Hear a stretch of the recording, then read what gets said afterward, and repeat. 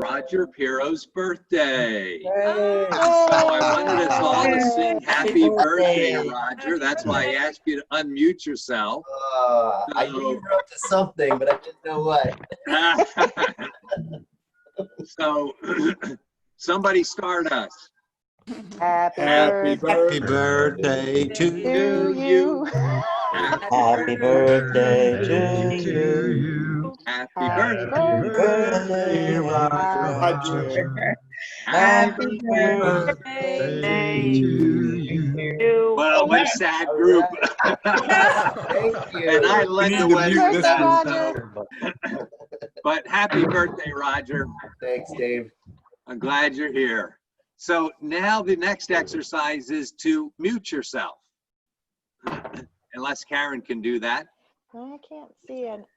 No, once everybody's unmuted themselves, I can't see it. So I see everybody starting to mute themselves. That's great. That'll allow us to get started. Yep, everybody's good. Before we get into the roundtable, I want to share with you on a weekly basis for the last probably 3 months now. I've been sharing with you the market share, and many of you have asked for the slides, and I'm always happy to provide them to anybody who asks. But this is the current slides.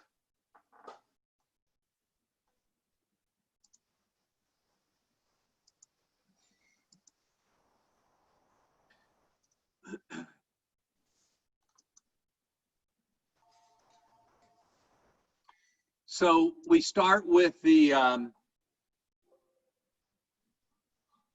sold prices, and what we have found consistently, and I apologize, I have done this originally started to do it just to illustrate what you can do through agent metrics. And so I had picked Sarasota, Manatee County.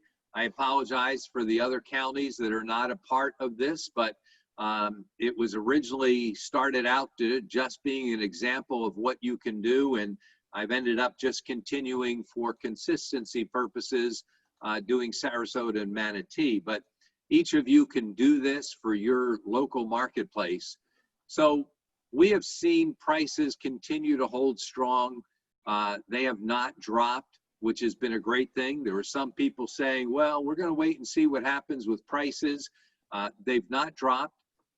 This line for the last 12 weeks, the average is 283,000. This is just under that for this particular week, but all these other weeks have all been very strong and holding very strong, and we expect the prices to continue to hold strong. The units sold, we took a dip in several weeks, but you can see that we're up to 414 for this last week. This is for the week ending June 21st, starting on June 15th. The 12-week average is 381 units closed, sold. We did 414 in the last week. So while we had some dips, those dips that took place because the under contracts were down for several weeks in a row, those closings are reflected in these dips, but we are back. The end of the month is up. We are almost close to an end of month number last week. While it dropped this week, we're back up, and based on the under contracts, which we'll look at in a minute, we're going to continue to see these numbers rise. Active listings is the big sore spot in our market. The active listings continue to be down around 1,200 over the 12-week average. We are selling more and not having as many come back on the market new to replace it. So we continue to see this gap between the active inventory and the 12-week average. At the beginning of the year, we were running in the 8,000 range. Now we're at 6,600 on an average or actual right now. The under contracts tells the big story. We saw the dip that took place here as we came into COVID. This was March 9th, and then COVID hit. We started having all sorts of issues with COVID. People backed off, and they continued to back off for a period of time, gradually coming back up. But if you look at where we're at now, 672 last week, 640 the week before, 605. If you go pre-COVID, the best week at the beginning of the year was 618. So we are consistently up. Now, it shows this number down 4.3%. It's because this 12-week average from this point here, this 12-week average is 473 units versus the 12-week average of the first 12 weeks of the year. I don't have that number on the screen, but this number is down about 4% from that. But we're seeing a continual ascent to higher numbers than we had pre-COVID.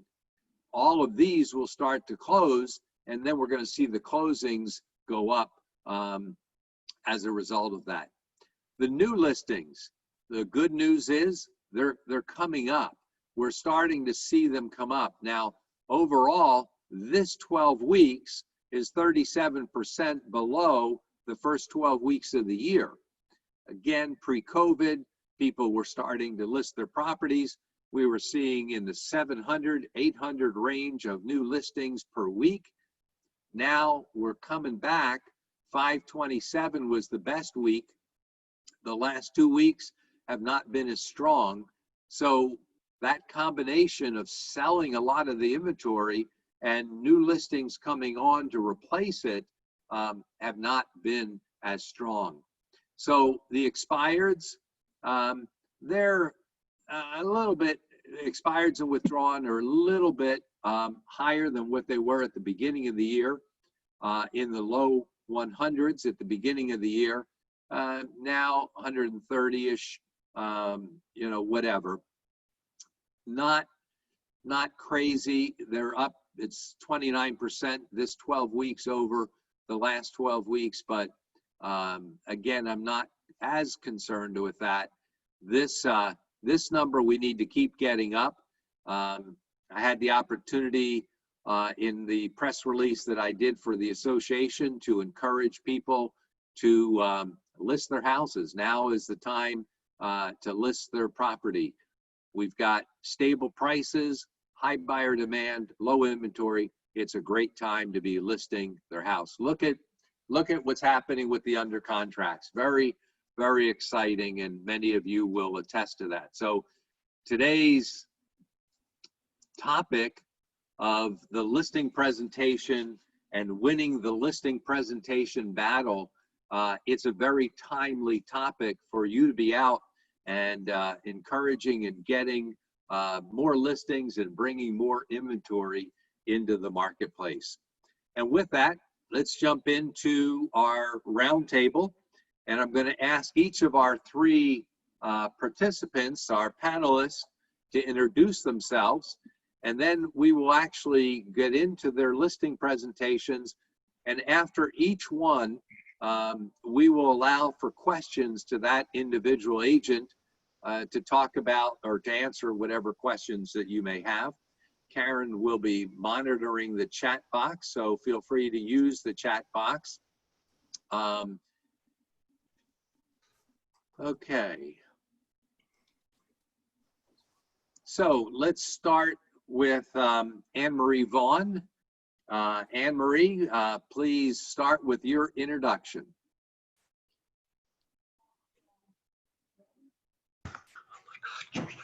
Okay. Can everyone hear me? We can hear you. We have a little bit of an echo.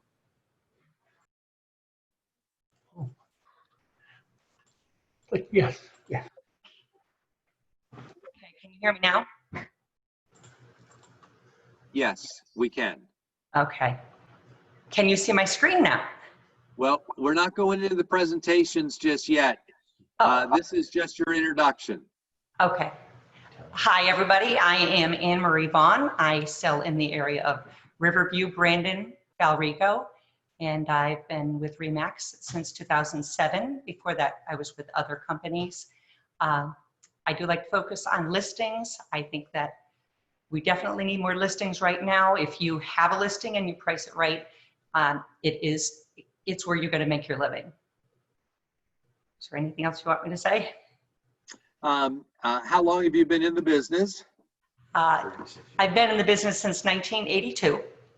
I've worked for Merrill Lynch, Prudential, ERA, and then came to Remax in 2007. Of course, if I knew how fantastic Remax was before that, I would have joined them a lot sooner. But we had to wait for a downturn in the market for me to figure that out. Do you work as a team or an individual? I work as an individual. My husband works with me. He does my marketing, puts up my signs. He'll pen for me if I am, if I'm out on an appointment or something like that. And I do pull in a buyer's agent every now and then. I started this year with one, and I've had to kind of slow that down right now as the market has slowed down this year. But I do see hope over the next couple months, and we may be pulling the buyer's agent back on. And Anne-Marie, what are your goals for this year, and how you doing so far with them? Well, my goal in January was to make Sherman's, which is what I usually try to do. I'm not sure if I'm going to hit it this year because we had a little bit of a slowdown in March, April, May. But I do have listings coming on. I definitely see that there are too many buyers for the houses coming on the market, which in my kind of business, that makes me really happy because I know I'm going to pick the best buyer for my listing when they come in, when the offers come in. So I'm hopeful to get as close to Chairman's as possible. Over the last month, I've had, several properties go under contract. I'm actually down to one listing right now. I have 2 more coming on this week. Okay, good. Can you stop sharing your screen now, and let's do the other 2 introductions, and then we'll let you, we'll go to the actual presentation. So if you can just stop sharing your screen right now, great. And then we'll come back to the listing presentations and let you do that in just 1 minute. Our second panelist is Nick Ferlaghi. So Nick, go ahead and introduce yourself. Okay, Nick Ferlaghi. I'm working out of the Venice office. Been in the business for 15 years, and proud to say I've been with Remax Alliance Group for 14 and a half of those years. So it didn't take me long to figure out where I wanted to be. Working as a team, our goal was started off in January at 500,000 GCI. We're running probably about 80% of that right now. So as far as on pace to hit 80% of that. So we'll see what the second half of the year brings, but things are looking good. There's a definite uptick despite what if anybody read the paper today, it's all gloom and doom on the housing market. There's a nice article there. I don't know why they do that, but they do. What else you need to know? I think that's about covers it, Dave. Yeah. That's good by way of introduction. That'll start us off. And our third panelist is Christy Travis. If you can, you unmute yourself and give us your introduction. All right, I'm Christy. I'm based out of the Manatee Avenue office. I just had my 19th year anniversary. Been with Remax the whole time. Partners with my brother Jay, and we've got one full-time assistant that helps us with marketing and just transaction manager. And what are your production goals for the year? And are you on track? Our goal is to hit Diamond Club, and we're actually on track for our best year. Even though with a little bit of slowdown, we had a lot of listings, and now those are all starting to sell, and we are desperately searching for more listings. Good. Good. Well, I'm excited because we've got 3 of our top producers within the company. And they're going to be sharing with you what they do to obtain listings. All 3 are great listers, and much that can be shared. and hopefully you'll pick up some ideas today. So Anne Marie, we're going to start with you and let you take us through for the next 10-15 minutes what you do in your listing presentation, and share with us your presentation, and then we'll entertain questions at the end of Anne Marie's presentation. Okay. I'm going to do my best to share this screen now. So can everyone see my screen? We got it. Okay.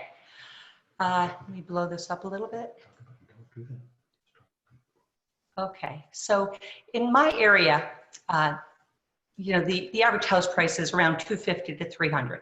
So it's probably different than the areas south of here, but you know, that's my comfort zone is definitely that 250 to 400 range. So when I get a call for a listing, I mean, lots of times it will be a referral, but if it is a call off of marketing I've done or, you know, whatever, church business, the first thing I'm going to try and do is speak to the person who's calling me, find out as much as I can about them, where they live. Usually in my area, if I know the neighborhood, I'll know who the builder is. And lots of times, because of the way Riverview is, if I know the square footage, I'll probably know the floor plan. So my goal is to find out as much information as I can during the phone call. And then from there, you know, when I hang up and start prepping for my appointment, I'll try and find out as much as I can about the individuals who are selling the home. You know, sometimes we'll try and find them on Facebook or whatever to try and find something ahead of time that strikes a bond, so that when I walk through the door, I feel like I know a little bit about them. I think that as realtors, lots of times people will think, oh my gosh, they're going to try and sell me. They're going to try and make me list with them the minute I walk through the door. And I try to alleviate that immediately because I want them to feel comfortable with me and recognize that this is a professional business and I'm there for their best interest. So with that being said, in most cases, I do a one-step market analysis because I usually know enough about the home, and because our homes are so well similar that I can give a price range. And then when I'm sitting with the clients, I try to come up with okay, here's the range and here's what your house has. Where do we think your house fits in the range? So that works in this area. It might not work in other areas, but in Riverview it does. So anyway, when I show up, I do bring a book. I have a presentation book that is, you know, I prepared with a PowerPoint, and I kind of go through it as let me touch this, this, and this, so you can know how the process works. So on the left here, I usually do a hello page. I let them know, you know, what I'm here to accomplish, you know, the types of things we're going to be speaking about, who I am, and, you know, how we're going to list this house in the current market. That's the first page. I also like to point out to them that their needs come first. You know, because I am a single agent, when they call me, they get me. And some people like that comfort. Other people like to have a team and know there's always somebody there. So it just depends. If somebody wants a large team working for them, maybe I'm not their person, but I'll try like heck to convince them that I am. I try to tell them why they need a realtor. You know, and there's lots of different times that realtors may be important for different reasons. So, you know, for example, if they're trying to get from one home to the next, they really need a realtor to help finesse that. And I can go into the reasons why. If they have been a couple who's lived in the home for 25 years, they need a realtor because they need to understand all of the nuances now in our market. Then I go into why I work for RE/MAX, why RE/MAX is an advantage to anybody in the who's thinking about selling their home because of all the things we can offer.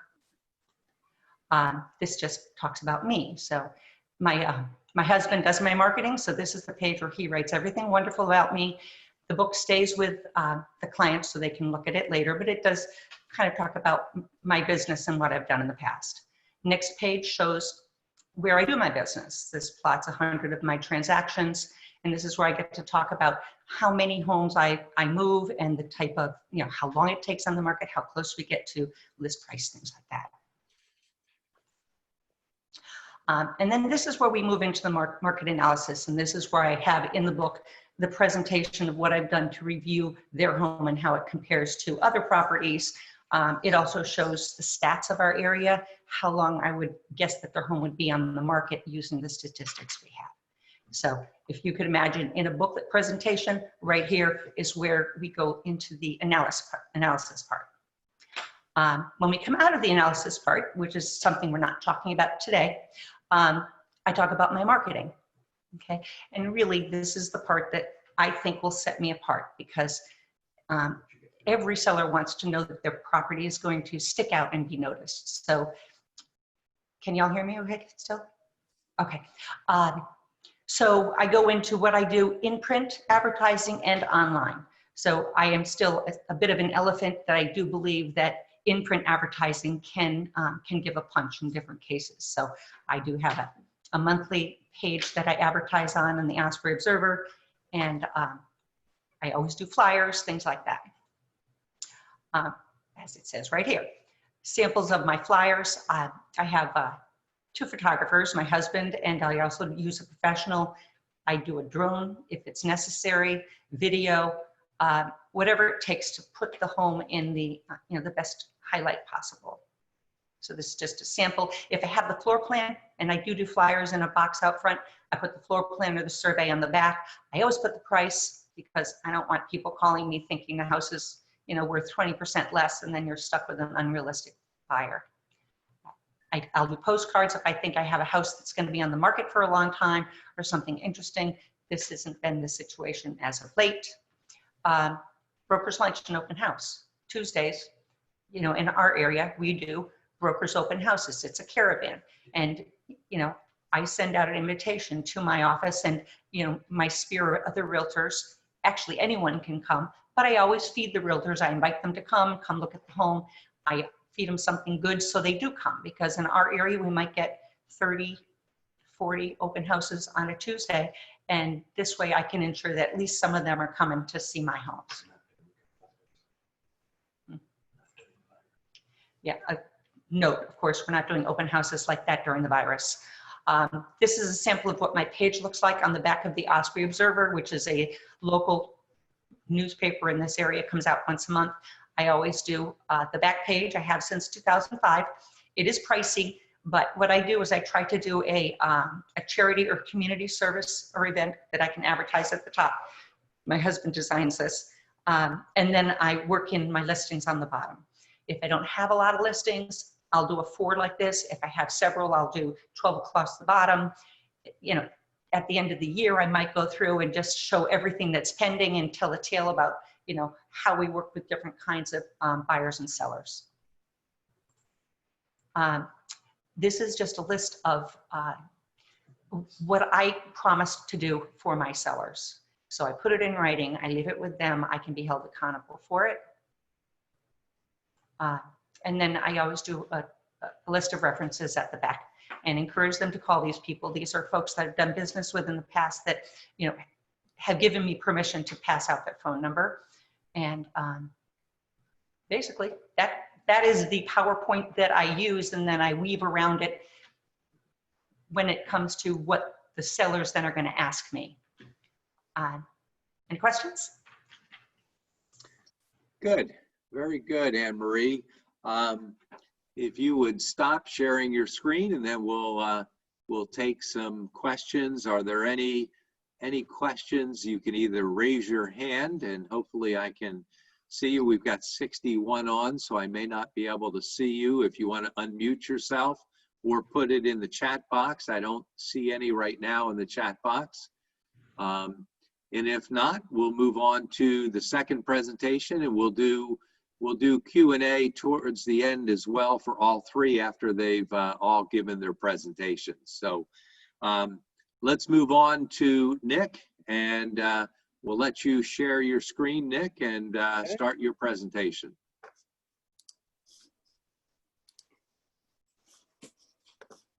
All right, so I use a 2-step process. That's what I've found is most effective for our area, for me personally. A lot of that is there's no homogeneity with our inventory so much. I mean, some of the new construction, yes, but here on, especially in Venice, there's a lot of homes built in 50s, 60s, 70s.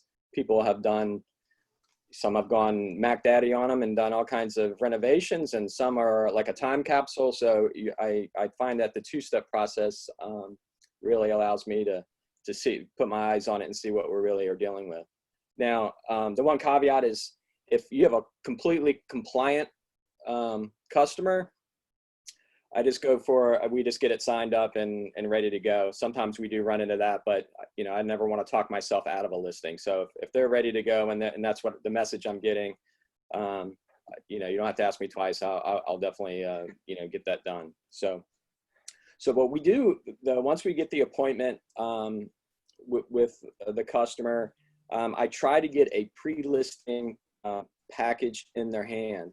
Now, what it is, and we brand everything. Everything is we try to keep as consistent as possible. So what I will do is if it's, it depends on how much time you have. Sometimes it's not feasible. I'll bring that package with me on the first meeting. But if we do have a little time, I will even, I mean, we'll do overnight just to get it to them beforehand so that they have it in their hands. And what I wanted them to do is just to start learning a little bit about us. Maybe they'll go to our website and start learning, and I just want to start that interaction. So, you know, a big part of what we do and what customers complain about a lot is a lack of communication. So what I do is I try to demonstrate that communication from the get-go. So, and that can take many forms, you know, so before we go to the appointment, we're texting, confirming, sending an email follow-up. In our email, we're providing a promotional video. It's just a short little video of our group so that they have that. And I just want to start forming that bond with the customer so that they, because ultimately if they don't trust you, they're not going to list with you. So we're just trying to get them to have some confidence and trust you. So that first meeting, you know, we tell them and say, hey, you don't have to budget a lot of time for it. We want a tour of your home. We just want to chat with you a little bit. And I see this as and this is hard for a lot of us, this is the big listening part of the process. We're going in there to get intel. So when you go in, you know, we're finding out, you know, what's their plan? Are they moving to another area? Do you have, you know, you may have an opportunity to, you know, have 2 transactions, or if they're going out of area, maybe a referral. So we're just trying to weed that out as well. So we're just kind of asking some questions and seeing where they're at, what their plan is, if they have any expectations of what their home is worth. Like that's good information to have for that second appointment, because you might learn a lot just by, you know, if they say, oh, I know it's worth X, and they're really, you know, sticking to their guns, you kind of know what you're up against on that second meeting. But again, it's just it's just a meet, greet, very low key, no pressure. Just trying to build up some rapport. And then the last thing I do at that first meeting is I always ask them, I said, would they mind if I take photos? And I take all my own photos anyway, but I just say, hey, it's just for my own consumption so I can, you know, kind of analyze the property and just remember all the rooms and things. And I've never had anybody say no. They always say, hey, yeah, you know, so I'll go through, and I mean, and this is rapid fire. This is nothing, we're not doing any professional photography here, but with the new cameras and stuff, they can do amazing things. So I go through and I take my photos, and then we set the appointment for the follow-up meeting. So sometimes it could be as quickly as the next day, and sometimes not. But this is, I got this is one of our pieces that is a part of our marketing, like I call it our marketing kit that we try to get to them. And again, this is just going through, and I keep it as very, very simple. And I'm more of a visual person, so I try to really get them to kind of bond with you visually. So you'll see a lot of our photos throughout. Early in my career, I didn't have my photo on anything. I was totally anonymous. I hated it. And then I kind of learned that, you know, people kind of they do feel more comfortable being able to see you. That's why I think, like, you know, back to the communication, like after the first meeting, I will send them a bomb saying, hey, it was great meeting you, and so on and so forth. Because again, it's just, you're demonstrating your ability to communicate. And I think that's it just kind of forms that bond a little bit more. So this is, you know, again, heavily branded, everything we do. and it's very simple. There's nothing complex in here at all. I follow the KISS method with almost everything. I just don't want to get people too confused. So as you can see, we kind of we go through, and throughout this whole piece, we've scattered testimonials. So I think testimonials and Google reviews and things like that are our currency of today. You know, if you think you're not getting Googled, you're wrong. They're investigating you as much as possible. So one of the most powerful things out there, I think, is what other people say about you. And so we always put reviews and testimonials out there as much as possible. So we'll just, talk about some of the things we do. Again, they're going to have this before I even show up.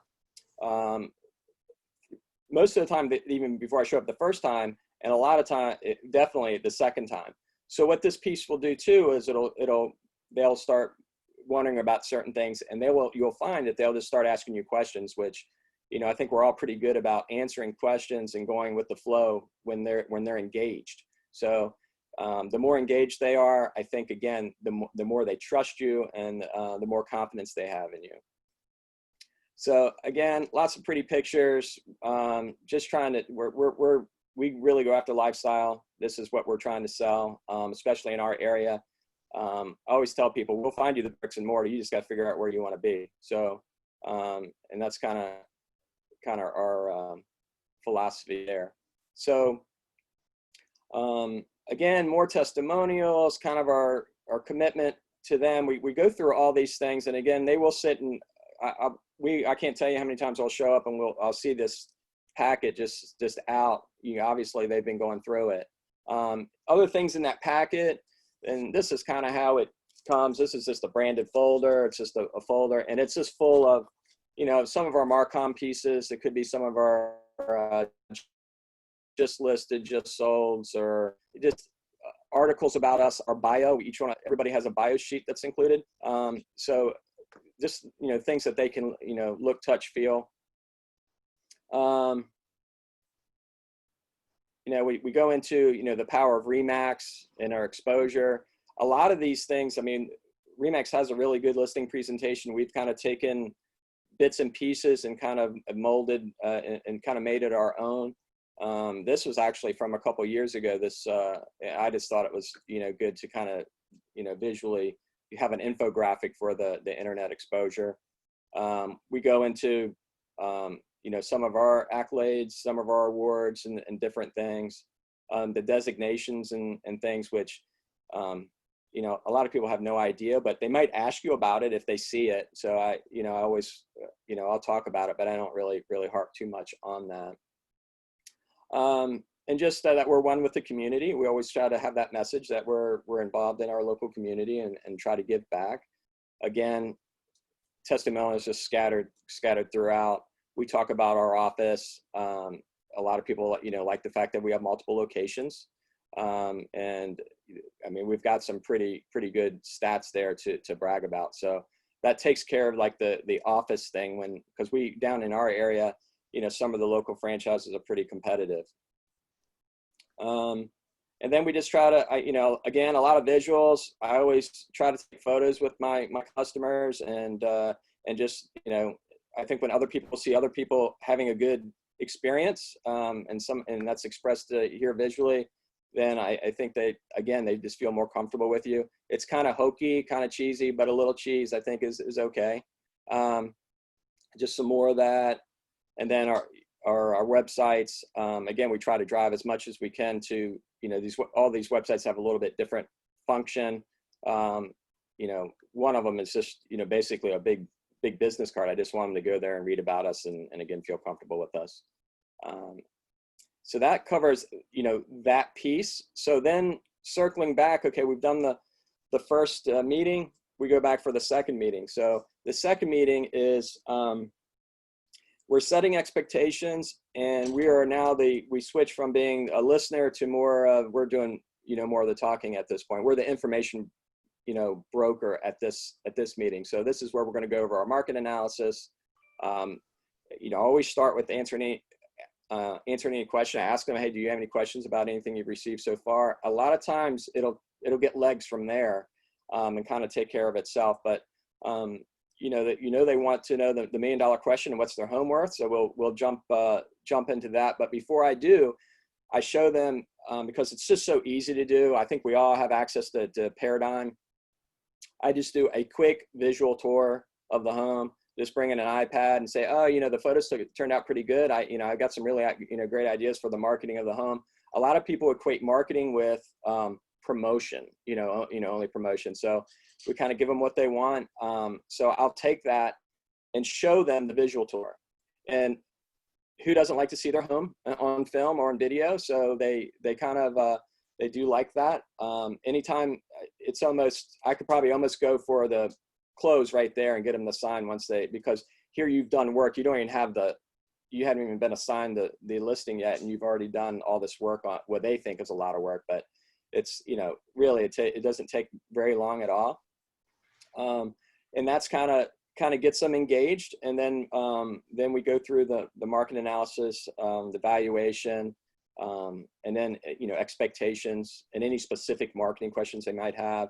And then it is kind of, a lot of that's on the fly at that point. You're just trying to answer any objections they might have, or address any concerns, or just tell them what you're really excited to get to work for them. Again, I'm just kind of slowly going through this piece. But once they have, this, they do, again, it's all about kind of catalyzing a question, so if they might ask you about your background, or maybe they see something in our bio that we have something in common. I mean, you just never know where these conversations, every one of them's different. So that's kind of our approach. I see it more as a courtship. So it's kind of long, and along the way, again, we're communicating with them, text, email, little video, and just to try to establish that rapport and get them to get used to interacting with you. And that pretty much ended in a nutshell, I guess. You. Is that the end of your presentation? Yeah, I mean, that's that's the end of it. This is again, the back page. What that looks like, we do this in a book format that's printed and bound. It's also something that it's the biggest business card in the world. You'll find that, it's a good piece just to be able to leave in any number of situations. But, I used to do, and when I'm going through the market analysis too, there's a lot of pieces in there that are geared towards, illustrating the importance of pricing and positioning. So we're always trying to kind of, work on that a little bit, because we know that's, very, very important in the market. So, it's never actives. It's always houses on the market not selling. It's always, we're always kind of working on, just showing them, because I'm sure we've all been there where somebody will say, hey, the house on the market's been on, they got it on the market for $825, but it's been on the market for 6 months. So I think that point needs to be made, that they can't, that it's not selling. So, and then we go through the paperwork. I leave just about everything with them. And then I also, the other thing too, after we get home, I let them know that I'm going to be sending everything electronically as well. It's just another reason to send an email and also prompt them for a call to action. So after I leave them a printed market analysis, as soon as we get back to the office, we're sending them an email, a little bit of a thank you, but here, by the way, here's an electronic copy of the market analysis in case that's more convenient for you or you need it. And then, if we didn't sign at that point, it's just basically, looking forward to getting back together or hearing from you. If you have any questions, reach out. But, and that's kind of, it's more of a soft sell. That's what I feel comfortable with.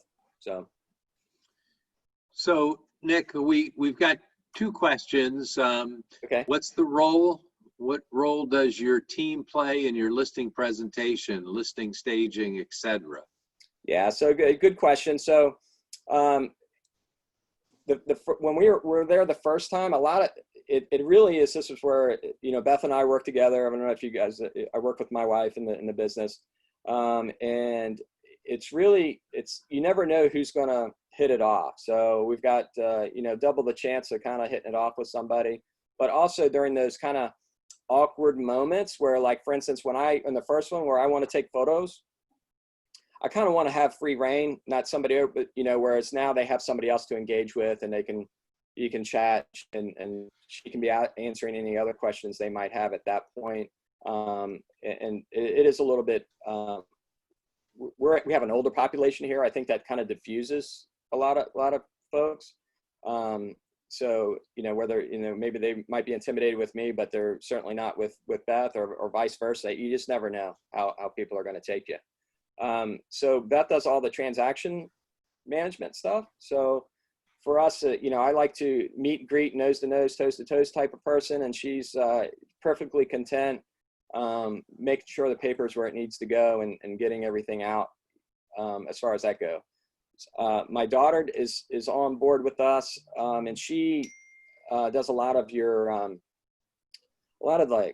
the social media. I mean, we've gotten more and more into that lately. I recognize that it's not going anywhere, and we just need to embrace it, as much as I sometimes don't like it. But it's just again, I think it's not going anywhere, and we need to make it work for us. So we've been getting more into that as far as for lead gen and things like that. So and it's very time consuming. So when I started to dive into it, I just realized you could get lost in there for hours doing that stuff, and pulling you away from things that other things I probably need to be doing. So that's why I think that I was glad to have her come on and start taking it off, taking that burden away, and working on some of the Google stuff, and the analytics and the SEO and all that.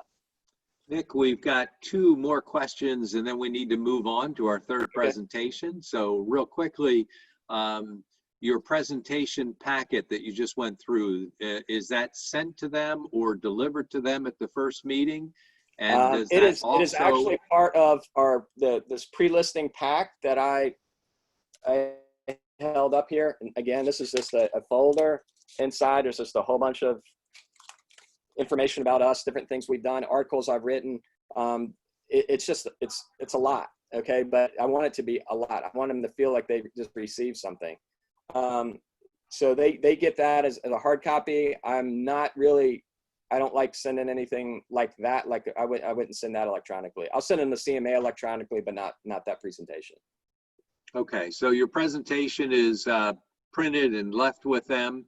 Printed and left. In the actual presentation that on the day 2, on the second visit, it's more about the CMA. So, and that's I go in. That's nicely bound as well, bound and branded. When we go through all aspects of that. And also I show them the video, the visual tour of their home.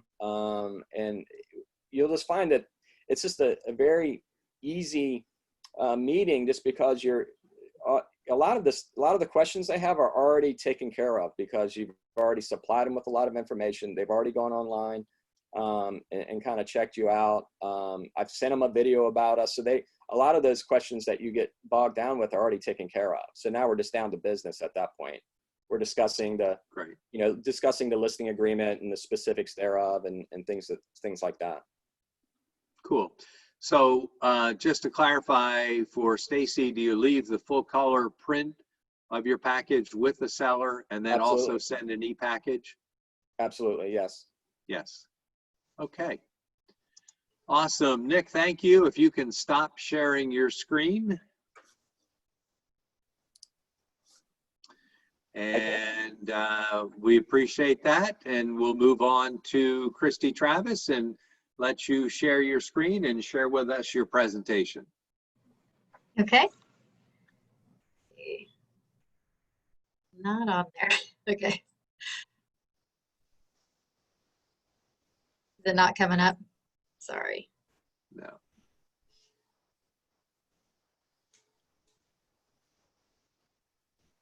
Got it up now? Did you hit the share button at the bottom? I did.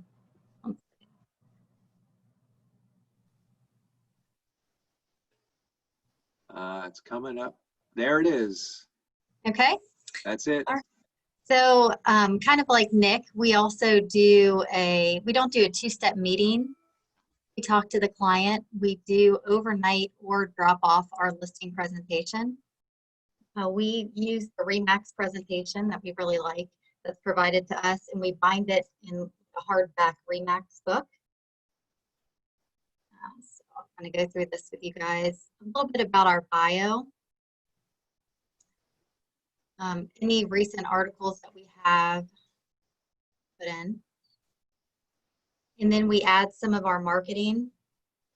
We tend to focus a lot on our area on waterfront. So this is just an example of like ads that we run in waterfront, print advertising, like the Bradenton Yacht Club.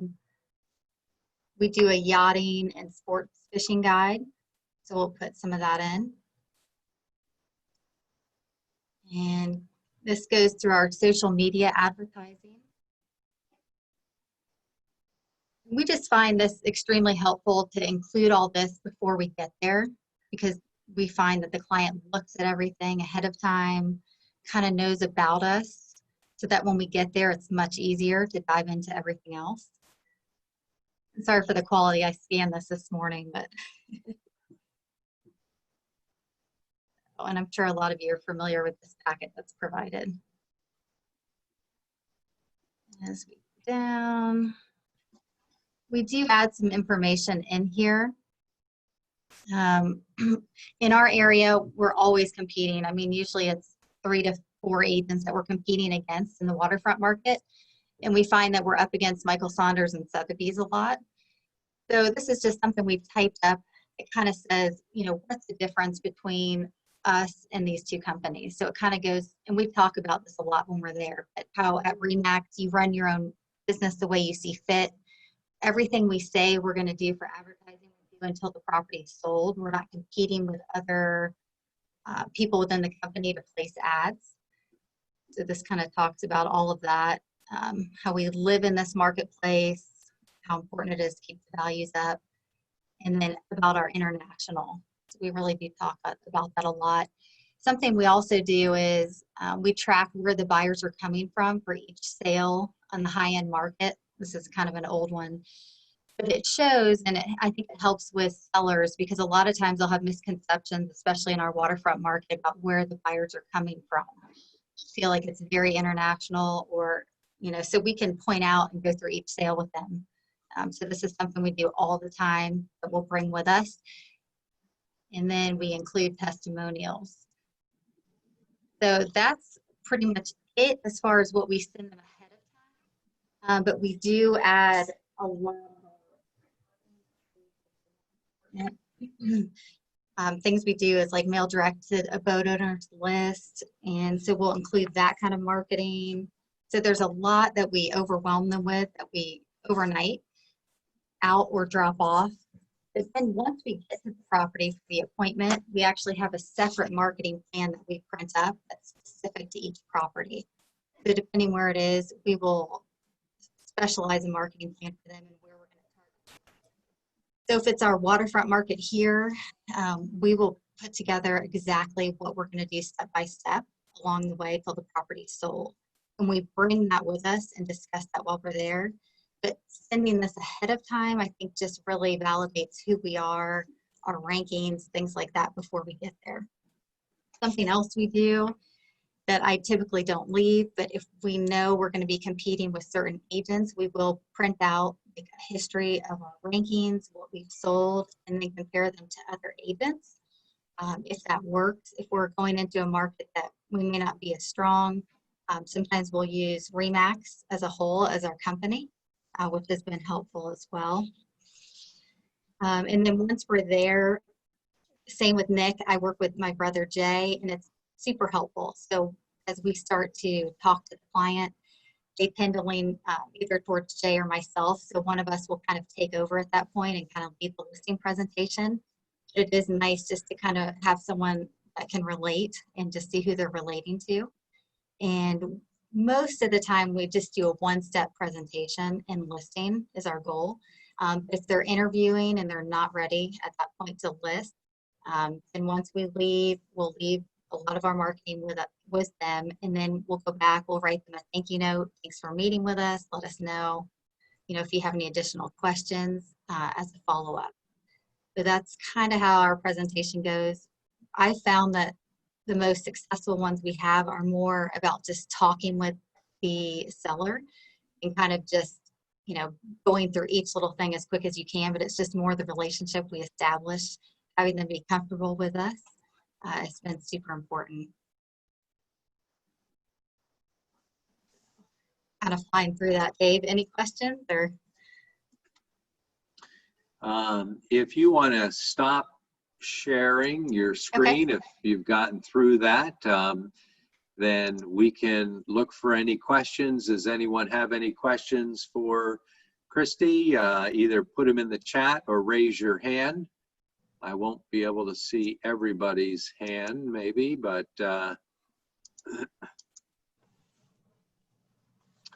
so a common thread, all three of our presenters use a planned type of listing presentation. They have printed materials that they hand out and leave. RE/MAX Alliance Group has put together a listing presentation. Christie's presentation was a lot of that directly from it. Nick included some of that, as did Anne Marie. They have all picked up on things, but have created their own presentation that is unique to them. And ultimately, that's what it's all about. We have a marketing department that can help you personalize and customize your listing presentation utilizing a lot of the things. Some use two-step listing approach. Others do it in one step, depending on their marketplace, how well they know it. There's not necessarily a right or wrong. It's what works for you, and that's good. So we do have a couple questions. Roughly, how long is your typical listing presentation appointment? And we can let all three of you answer that question. How long typically is your listing presentation appointment? Ours is almost always an hour, is what I find. An hour? Mm-hmm. Mm-hmm. Yeah, ours is about an hour as well. But then afterwards, you know, if people want to talk more or they're engaging, I'm not going to cut it short, but an hour is what I shoot for.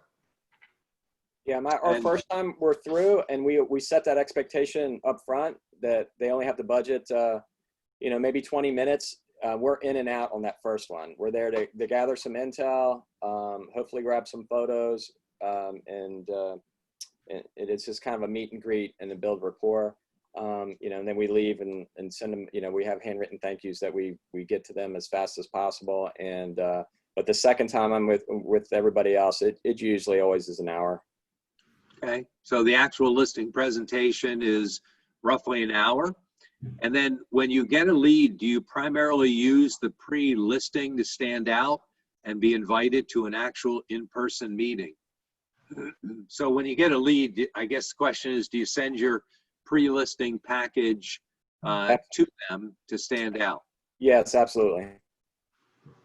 A lot of times that's what that'd be the catalyst for getting getting called in. So when they first kind of once I get an inkling that they're selling, then yeah, it can't hurt to have that your marketing kit floating around out there. Yeah, I usually make the phone call, get as much information as I can, but we are in totally different markets. So I think what they are working with is these more expensive properties. I'm in the 250 to 300. So they usually tend to turn over a little bit quicker. So I want to get the name, try and strike some sort of bond and get the appointment, you know, in that first phone call. Christy, what about you? Yeah, we also try to get the appointment right away, and then once it's set, then we go ahead and material out to them. Okay, so get an appointment, then send out the pre-listing, or drop it off if you're doing a two-step. Okay. So we have a question here for the panel. Could you address how you answer the commission question and what you say going against discount brokers? So how do you handle commission question? Will you cut your commission? Discount brokers? Who wants to start? I'll start. Anne-Marie? I put commission structure in the listing presentation, and I do offer a sliding scale, and there is a reason behind it. So I try to explain to the sellers that, you know, we really should start off with a 6% split in half, because that's how I choose to do it. I never want another agent to not show their home because they're not going to get paid their 3%. But on my side, and since 2010, really when the market started to improve again, I have told my sellers that if the home sells within 30 days, I will take a 0.5% off of my side because of the advertising budget, which mine is between $4,000 and upwards per month. If they're only sitting in my advertising budget for 1 month, then I can pass those savings on to them. I also tell them if I bring my own buyer that we can discuss a further reduction there. But I try not to let them ask. I want to have that information in front of them. And then I also talk about, you know, and I have a net sheet figured out. And I usually do 3 scenarios. If your house sells here, if people might ask for closing costs, which is common in my area, you know, what their bottom line looks like. And really just looking at, it's not really the top, it's the bottom line. And this is how we want to get to protect your bottom line. Don't want to Okay. Yeah, That's excellent. Nick? with when it comes to that, I also have that included, you know, with the so that, you know, setting all those expectations, full transparency as far as commissions. You know, we do get those questions, but a lot of times I think we're with all the pre-listing, everything that happens prior, it's not as much as I hear, you know, others having. But I do emphasize that we're full service. And you know, and go and focus on the positives. You know, why we're not discounting. And then sometimes, you know, and it's effective too. I'll say, well, you know, we're 3%. You know, how much would you like to pay the other side? And I, you know, and just emphasize, I don't think you want to discount that because it may, you know, may affect your showing or your marketability of the home. So a lot of times it's really quelled pretty quickly anymore. You know, for us, we just haven't had that too much of an issue with the discount brokers. The discount brokers are I mean, you're not even going to be in that. A lot of times you're already going to be screened out. They're not calling you if they're looking for a discount. They're already contacting some of those other agencies. So I know that was vague, but. Well, no, I think we're hearing that you're saying you answer it up front. So far, Anne-Marie and you have both said we have it in our materials, we answer it up front, and show value for what we're charging. Christy, how do you answer the commission question? I think it's the same thing. It's just value and how much marketing you're putting into the property. For a lot of our properties in just our area, the higher end stays on the market a long time. And so, you know, by showing them all the materials, where we're marketing, everything we have invested. And something we do too up front is we let them know, I mean, we have a 0 cancellation clause at any time for any reason. If they feel like we're not doing what we say we're going to do, and giving them weekly updates of what we've done this week, what we're doing next week, here's the results, you know, they can cancel. So we're pouring all this money into their home, be 9 months, 12 months, whatever it is, to get it sold. And we just say, you know, look, I mean, this is what we charge. If you want to go with a discount broker, you're not going to get the service and representation. And here's our numbers to support what we do and why we sell what we sell. And so that really does, I think, show them, you know, and on the flip side too, we're competing with homes and at 2.5% or whatever it is, other agents won't show it a lot of times, and you will lose those buyers. Yeah, we do the same thing with the cancellation. I think it's effective too. It kind of puts them at ease. They're not going to be potentially trapped in a relationship they don't want to be in, but it also is you know, adds that accountability. You know, but when they can fire you next week, then it empowers them. I think they like that, they respond to it, and if they feel like they're not getting their money's worth, then you know, they feel like they have some recourse. So I think that is you know, very effective. So the ability to fire you, do you have a cancellation fee that you use in your listing contract? Christy, no. Nick, no. Anne-Marie, no. No, So I don't. And in this area, I usually take a 3-month listing. I don't take a 6-month because we don't need it. And so I do tell them that they can cancel, but I also tell them their house is going to be sold in 3 months. And if it's not, then I'm either going to have done a good enough job that they're going to extend the listing, or if they decide they don't like me, I probably don't like them either. And then we just agree to go separate directions. All right, so that's an interesting question you raise. Anne Marie, you do 3 month. Christy and Nick, what's your normal listing period? 6 months. Six months as well. Okay. But understand the logic that you're using, Anne Marie, in your market where things are selling very quickly. So the question came for Nick. Did you hire a company to film your video that you send to your sellers? Yeah, it's actually on, I also put it on my email signature to just like learn more about us. But it is, there was a company and they were out of New York. It was a marketing company called CGI. I've had that for a little longer, but I have used, I can't remember the name, another videographer that has done some other work for us that I like. But yeah, I did that professionally. I've come a long way with, some of the learning how to do some of the video stuff.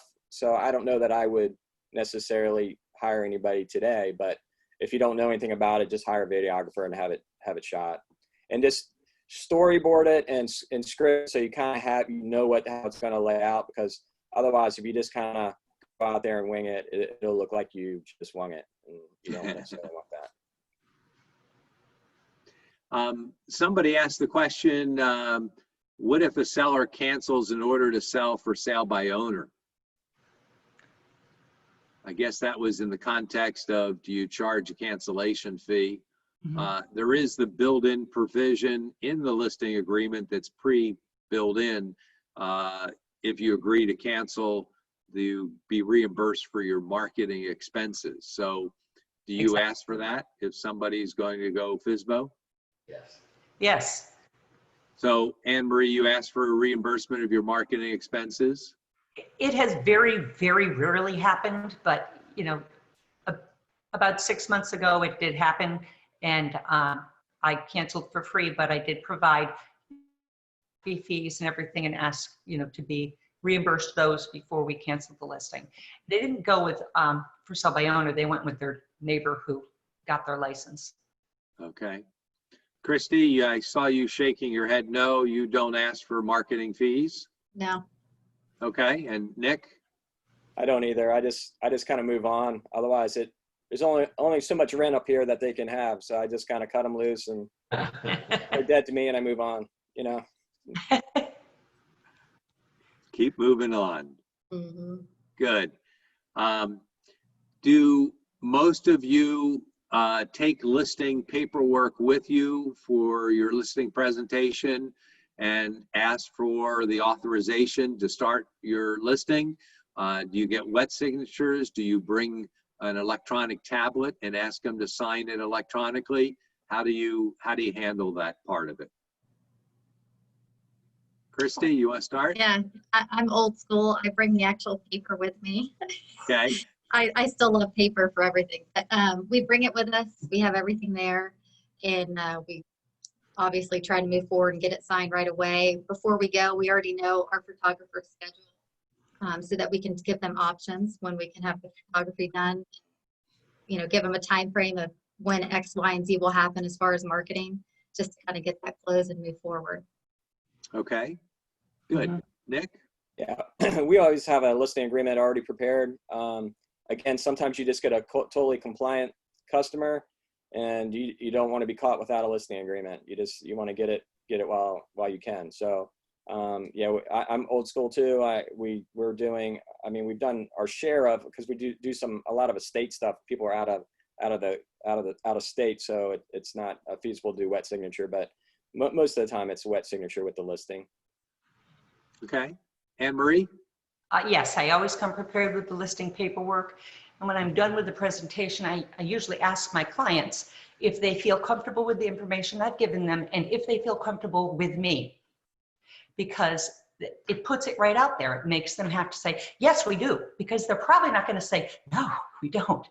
So from that point, I can say, then would you like to enter into a listing agreement? I have the paperwork, or we can do it digitally, but I do have it with me. And you say digital is an option, so you have a tablet that you take with you that you could do it digitally as well? Absolutely. So either way, you're prepared with paper, but have the digital as well. Correct. Okay, good. Question, do you charge the $295 fee to the seller, the RE/MAX Alliance Group flat fee? Do you ask the seller to pay that? Who wants to start? Nick? Most of the time, I do not have the seller pay it. You pay it yourself?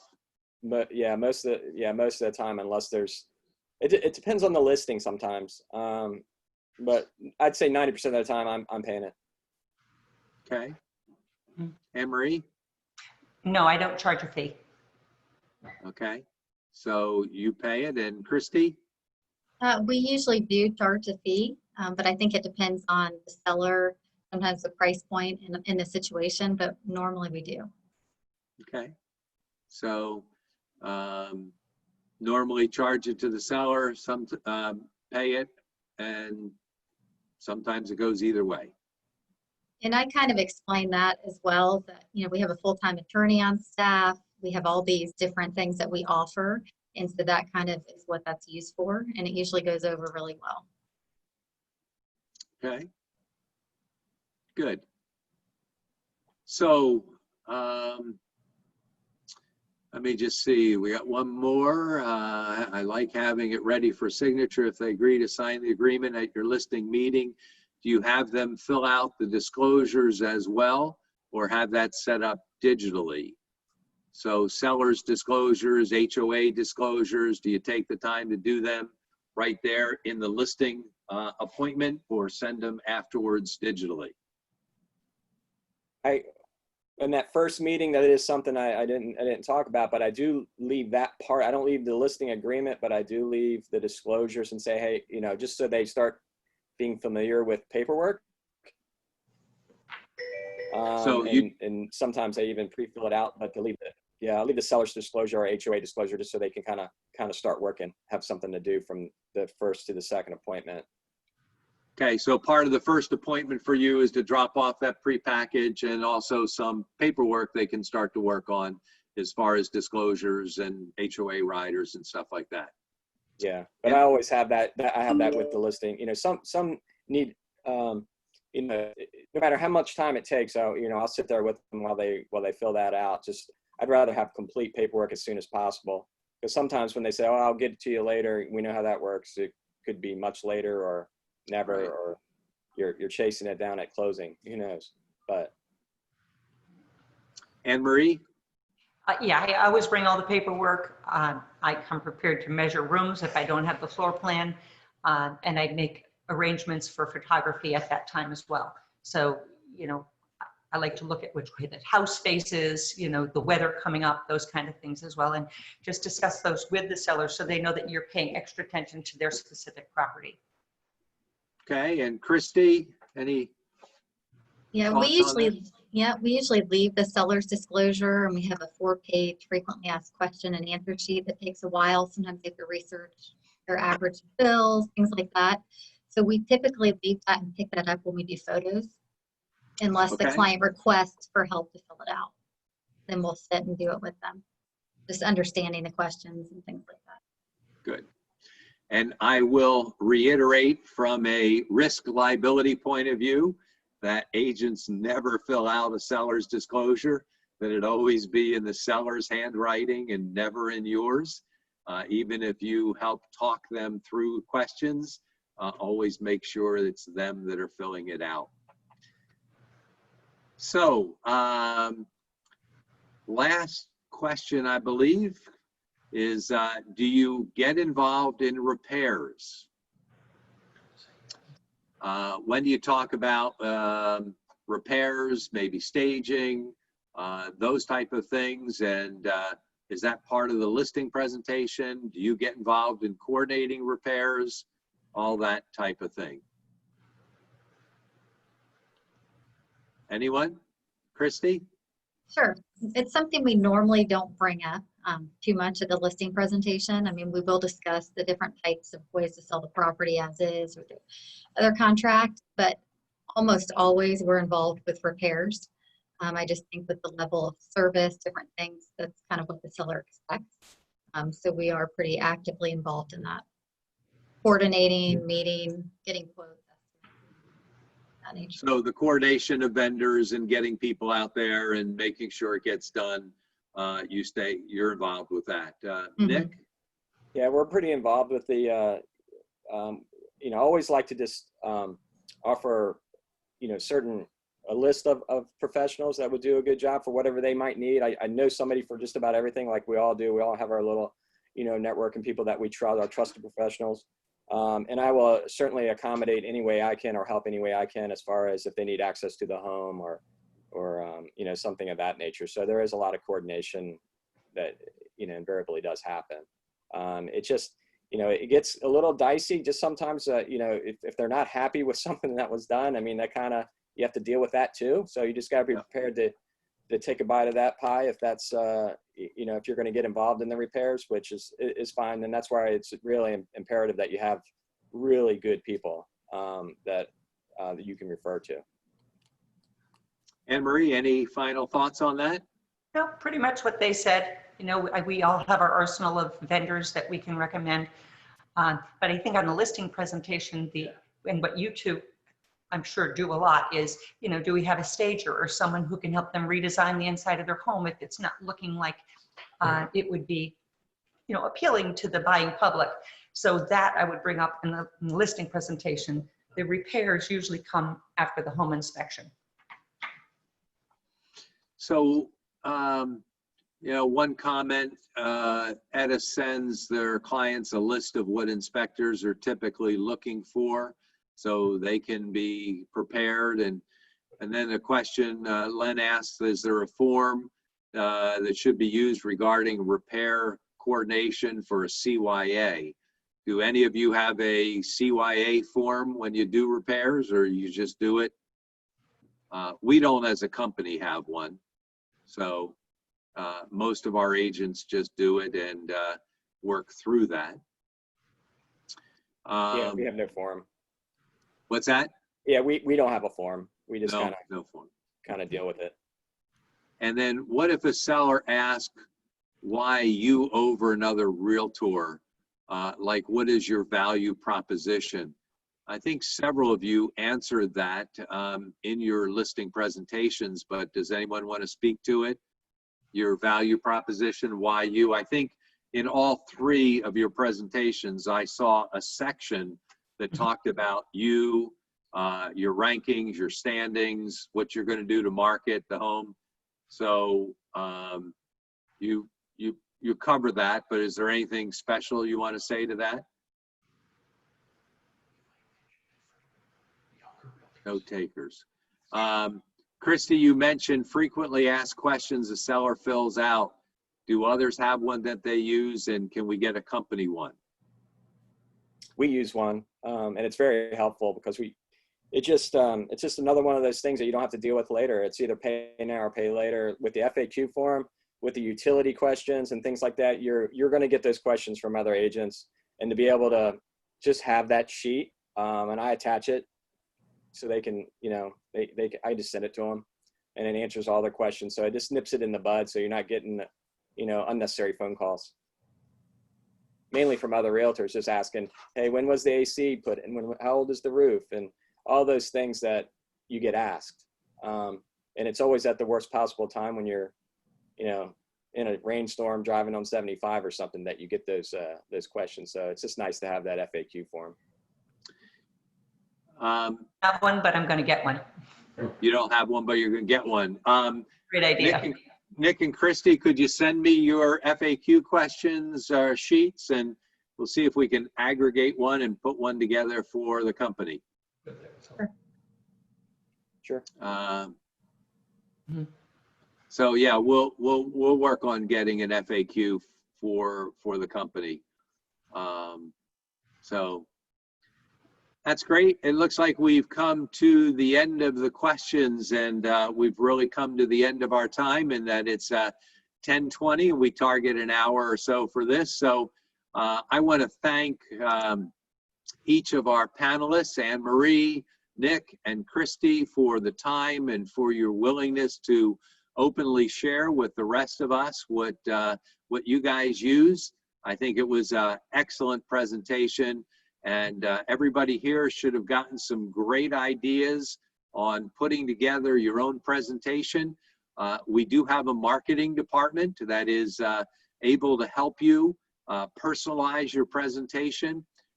We do have one that's in app files and front office. We've got versions of it that are luxury and then the regular versions. So if you've not looked at the marketing listing presentation, you should. I think there was commonality. I've always felt that listing presentations need to talk about a focus on the customer and what their needs are. It needs to focus on the organization and company you're with. It needs to focus on you, who you are, what your marketing is, what the price that you're going to set for the property, and then the close to ask for it. And so you will personalize that and create something that's unique for you. If anyone needs a PowerPoint, I've got a version of a PowerPoint. It's a little dated and old. It needs to be updated, but one that I used to use when I taught, and very similar to what everyone's doing. But if you would like a copy of that, then just email me and I'll be happy to share it. Look at our marketing presentation in the company websites. And with that, I'll say, everybody, go make it a great day. Thank you all for participating, and enjoy. Thank you, David. Thanks.